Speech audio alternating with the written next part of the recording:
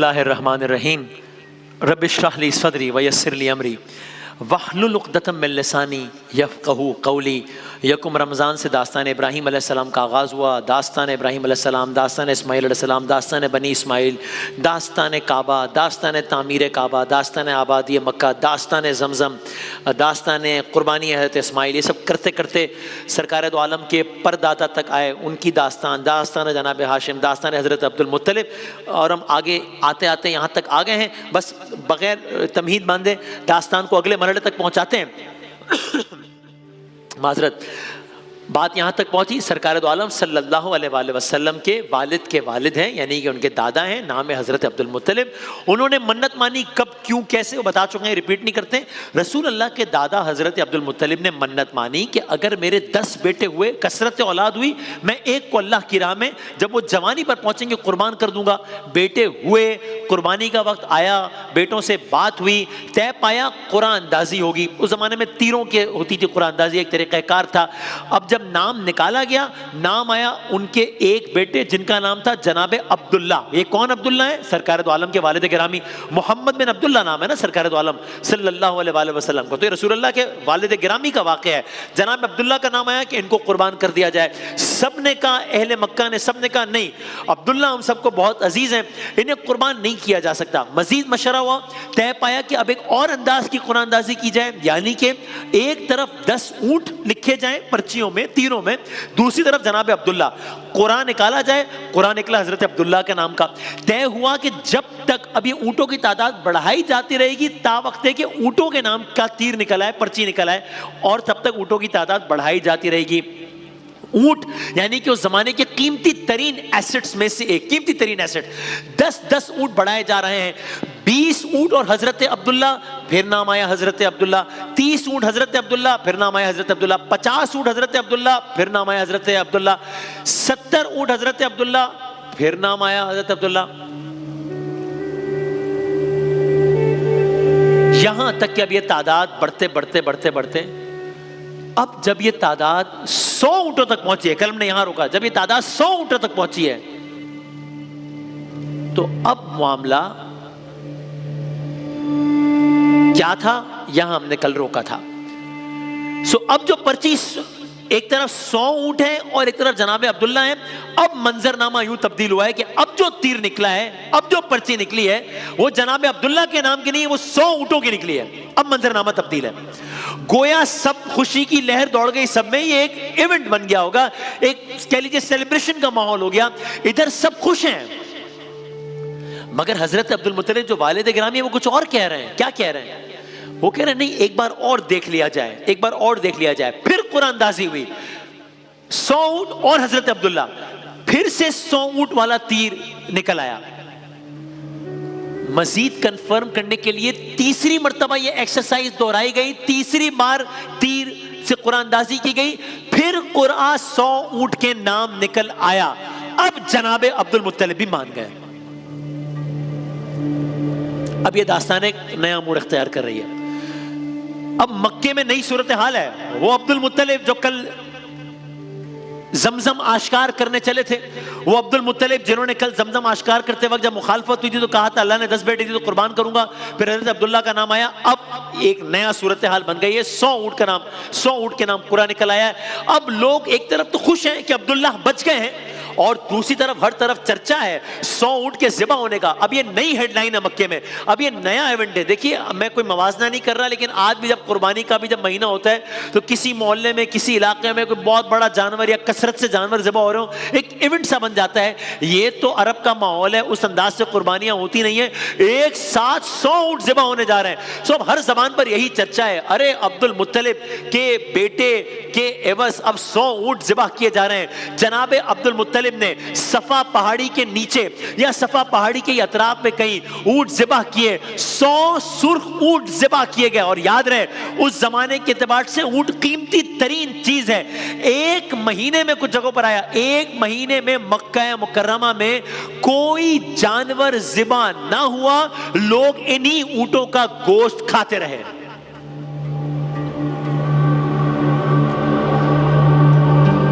آپ دیکھ رہے ہیں ابھی سرکار دو عالم صلی اللہ علیہ وآلہ وسلم آئے نہیں ہیں، لیکن اہتمام کس انداز سے کیا کیا ہو رہا ہے. کہیں زمزم آشکار ہو رہا ہے، ہاں کہیں جناب عبداللہ اس طریقے سے تذکرے میں آ رہے ہیں. داستان حضرت عبداللہ، داستان والد بزرگوار سرکار دو عالم صلی اللہ علیہ وآلہ وسلم، جان بچ گئی حضرت عبداللہ کی. یہ ایک تاریخی واقعہ آپ نے سنا. یہیں سے آگے بڑھتے ہیں ایک اور واقعے کی جانب، چونکہ ہم نے داستان کو آگے لے کر جانا ہے تیزی سے. ایک تاریخی واقعہ سنا، اب ایک تاریخی بات. اگلے تاریخی واقعے سے پہلے ایک بات آپ اور سنیے. ہم نے آپ سے کہا تھا کہ اس واقعے کا تعلق رسول اللہ صلی اللہ علیہ وآلہ وسلم سے بھی ہے. کیا مطلب؟ سرکار دو عالم تو ابھی نہیں ہے، آئے نہیں ہیں، تو یہ کیا ہے؟ اس کا رسول اللہ سے کیا تعلق ہے؟ اس واقعے سے بہت اہم تعلق ہے. ایک اعتبار سے واقعہ اتنا اہم ہے کہ آپ کہہ لیجئے سرکار دو عالم صلی اللہ علیہ وآلہ وسلم کا ایک اعتبار سے تعارف بن گیا ہے یہ واقعہ. کیا مطلب ہے اس بات کا؟ عرض کرتے ہیں رسول اللہ صلی اللہ علیہ وآلہ وسلم کے جد امجد حضرت ابراہیم علیہ السلام کو بھی اپنے بیٹے کو ذبح کرنے کا حکم دیا گیا تھا. آپ سب کو واقعہ معلوم ہے، وہ پہاڑیاں، وہ میدان، وہ ساری صورتحال، وہ ریگستان، وہ عرب کا ماحول. جب ابراہیم علیہ السلام چلے تھے اسماعیل علیہ السلام کو ذبح کرنے کے لیے، انہوں نے اپنے رب کا حکم بجا لاتے ہوئے اپنے بیٹے اسماعیل علیہ السلام کی گردن پر چھری پھیری. یہ الگ بات کہ اللہ کو کچھ اور منظور تھا. بس ایک بڑا دمبا فدیے کی وجہ اسماعیل علیہ السلام کی جان بچ گئی تھی. تقریباً 2500 سال بعد وہی مکہ ہے. ایک مرتبہ پھر رسول اللہ صلی اللہ علیہ وآلہ وسلم کے والد حضرت عبداللہ کی جان 100 اونٹوں کی قربانی کے عوض بچا لی گئی. اسی لیے سرکار دو عالم صلی اللہ علیہ وآلہ وسلم نے کہا انا ابن الذبیحین، انا ابن الذبیحین، میں دو ذبح ہونے والوں کا یا دو افراد جن کے ذبح کا ارادہ کیا گیا ان کی اولاد میں سے ان کا بیٹا ہوں. انا ابن الذبیحین محمد مصطفیٰ صلی اللہ علیہ وآلہ وسلم. دو لوگ جن کے ذبح کا ارادہ تھا ان کا بیٹا ہوں. تو ایک اسماعیل علیہ السلام، ایک حضرت عبداللہ. تو یہ اس داستان کا ایک اور اہم موڑ ہے کہ ایک سرکار دو عالم صلی اللہ علیہ وسلم کا تعارف ایک طریقے سے بنا. انا ابن الذبیحین، دو ذبیحین کا بیٹا. یہ ہو گئی داستان. آگے بڑھتے ہیں. دن گزرتے جا رہے ہیں، وقت گزرتا جا رہا ہے، وقت، ہفتے، دن، مہینے گزرتے جا رہے ہیں. یہاں تک کہ اب یہی زمانہ چل رہا ہے حضرت عبد المطلب کا اور حضرت عبداللہ کا. یہی زمانہ ابھی چل رہا ہے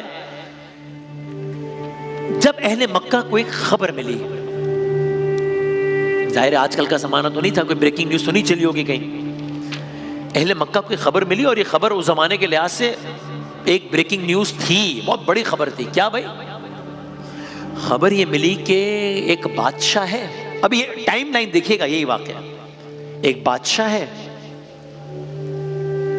ایک لشکر ترتیب دے رہا ہے، ارادہ ہے مکے کی جانب آنے کا، ارادہ ہے مکے کی جانب چڑھائی کرنے کا. یمن میں ایک بادشاہ کی حکومت تھی. اس دور میں ایک بہت بڑے حصے پر نجاشی بادشاہ کی حکمرانی تھی جو مذہباً عیسائی تھا. اور یہ جس بادشاہ کی بات ہو رہی ہے وہ اسی کے ماتحت یمن کا سردار تھا، گورنر تھا.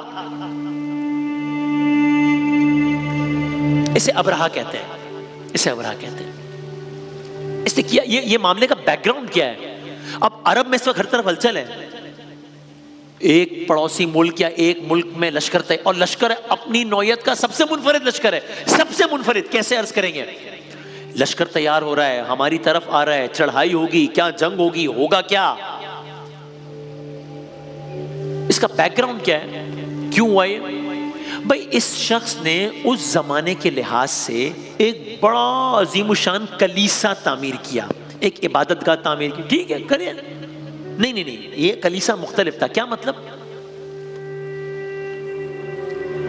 کیونکہ اس نے یہ عبادت گاہ، یہ کلیسا اس نے عبادت گاہ کے طور پر نہیں قائم کیا، بلکہ ایک اور عبادت گاہ کی ضد پہ قائم کیا، ایک اور عبادت گاہ کی اپوزیشن پہ قائم کیا. کیا مطلب؟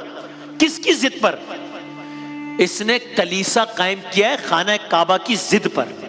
یہ فرق ہے اس میں. ایک اور عبادت گاہ کی ضد پہ اپنی عبادت گاہ کھڑی کیا. کیوں؟ بھائی ہوا یوں کہ جب ابرہہ نے دیکھا کہ اہل عرب خانہ خدا یعنی کعبے کا حج کرنے جاتے ہیں، اتنا اہتمام ہوتا ہے، تو اس نے کعبے کے مقابلے میں ایک بہت بڑا کلیسا تعمیر کروایا اس زمانے کے لحاظ سے کہ بھئی وہاں نہ جائے، یہاں ہے۔ مت ماری گئی تھی اس کی۔ 1500 سال پرانا واقعہ آج سے تقریباً 1500 سال پرانا واقعہ ہے۔ یہ کلیسا تعمیر ہوا یمن کے شہر صنعاء میں۔ آپ نے آج کل بھی یہ خبر، یہ شہر کا نام سنتے ہوں گے آپ، نیوز ہیڈ لائنز میں آتے ہیں الگ الگ بات۔ یمن کے شہر صنعاء میں ابرہہ نامی بادشاہ نے خانہ کعبہ کی مخالفت میں ایک عبادت گاہ، ایک کلیسا تعمیر کیا ہے۔ القلیس کہا جاتا ہے ایسا۔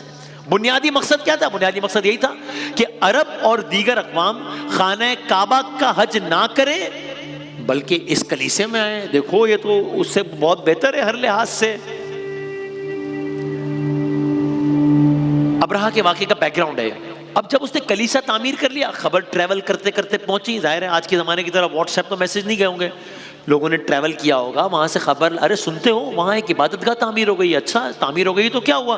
عبادت گاہ تو تعمیر ہوتی رہتی ہے، ان کو اپنے کام سے کام ہے، اپنے کام سے کام ہے۔ نہیں نہیں، عبادت گاہ تعمیر ہونے کا معاملہ نہیں ہے، اس نے کعبے کی مخالفت میں عبادت گاہ قائم کی۔ کیوں بھائی، اس کو کعبے سے کیا تکلیف ہے؟ نہیں نہیں، وہ چاہتا ہے اب لوگ کعبہ کی طرف نہ جائیں حج کرنے کے لیے، میری طرف آئیں۔ ارے یہ کیا ہو گیا؟ یہ کیا بات ہوئی؟ کعبے کا حج نہ کریں، یہاں پہ حج کریں، یہ کیا؟ یہ بات عربوں میں پھیلی۔ یہ بات پھیلنی تھی کہ غم و غصے کی لہر دوڑ گئی، ایک اشتعال دوڑ گیا کہ یہ کیا معاملہ ہے یہ۔ تو اب جب عرب میں غم و غصے کی لہر دوڑی ہے تو یہ بات ٹاک آف دی ٹاؤن ہو گئی۔ ظاہر ہے لوگوں کے جذبات متاثر ہوئے، ریاکشن آیا۔ ایک انڈیویجول نے اس طرح ریاکٹ کیا اس ساری سچویشن پر کہ وہ وہاں گیا آل دا وے، اور وہاں کلیسا جا کر اس نے اپنے رد عمل کو ظاہر کیا، کسی بھی طرح ریاکٹ کیا۔ تو اب ٹیمپریچر اور بڑھ گیا ہے، اب ماحول میں کشیدگی اور بڑھ گئی ہے، چونکہ وہاں اس نے یہ عمل کیا ہے، یہاں اب ایک رد عمل بھی آ گیا ہے۔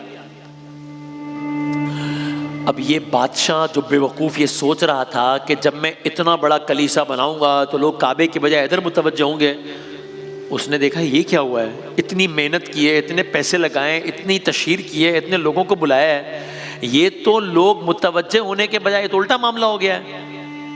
لوگ پہلے مسترب ہوئے ہیں، پھر مشتعل ہو گئے، یہاں تک کہ اب تو ریاکشن آنا شروع ہو گیا۔ اب اس سے شدید غصہ آیا، اور اس عالم میں اب اس نے ایک فیصلہ کیا۔ اب یہ واقعہ اپنی نوعیت کا اتنا اہم ترین واقعہ ہے کہ اس کی الگ الگ جہتیں ہیں۔ اتنا اہم واقعہ کہ قرآن کریم میں درج ہو گیا واقعہ، اتنا اہم واقعہ کہ پورا سورہ آ گیا اس واقعے کے لیے، اتنا اہم واقعہ کہ سورہ کا نام آ گیا اس واقعے پہ، اتنا اہم واقعہ کہ وہ اس سال کا سب سے اہم ترین واقعہ ہو گیا، اتنا اہم واقعہ کہ کئی 100 سال گزر گئے لیکن اس سال کو یاد آج بھی اسی واقعے سے کیا جاتا ہے کہ وہ سال جب یہ واقعہ ہوا تھا۔ اتنا اہم واقعہ کہ تاریخ میں آج تک اس طرح کا لشکر ہی نہیں آیا جتنا یہ لشکر آیا تھا۔ اور ساتھ میں یہ بھی کہ حضرت عبد المطلب کا دور چل رہا ہے، اس بادشاہ کا ایک ڈائلاگ ہوتا ہے حضرت عبد المطلب سے۔ تو کیا یہ ڈائلاگ اس لیے ہو رہا ہے کہ میں کچھ مذاکرات ہو رہے ہیں، یہ مذاکرات کامیاب ہوں گے، ناکام ہوں گے، اٹیک ہوگا نہیں ہوگا، لشکر کس طرح مختلف ہے، واقعہ کس طرح اہم ترین ہے، آمد سرکار دو عالم صلی اللہ علیہ وآلہ وسلم سے اس واقعے کا کیا تعلق ہے؟ کل عرض کریں گے انشاءاللہ۔